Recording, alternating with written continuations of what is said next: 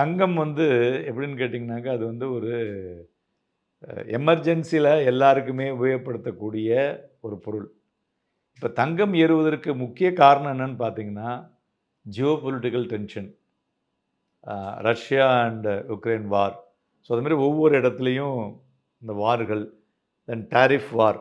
இது எல்லாம் சேர்ந்தது தான் வந்து இப்ப தங்கம் ஏறுனது. ஸோ இப்ப இது எல்லாமே ஒரு மாரி இப்ப வார் நின்னு போயி, டாரிஃப்லயும் வந்து ட்ரம்ப் வந்து எல்லா இடத்துலயும் ஒரு சுகமான பேச்சு முறைகளை முடிச்சு, அது எல்லாத்தையும் சரி செஞ்சாருன்னு வச்சுங்களேன், தென் கோல்டு இறங்கக்கூடிய வாய்ப்புகள் அதிகமாக இருக்கக்கூடும்.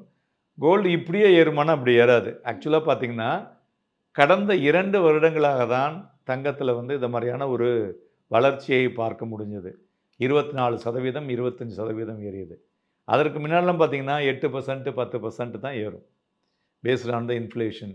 ஸோ மேபி தங்கம் வந்து அடுத்த ஒரு 1 ஆர் 2 இயர்ஸ் எப்படி இருக்கும் அப்படின்னா, ஒரு 7-8% குரோத் இருக்குமே தவிர, அதுக்கு மேல ரொம்ப வந்து பெருசா வந்து ஏறக்கூடிய வாய்ப்புகள் இருக்காது.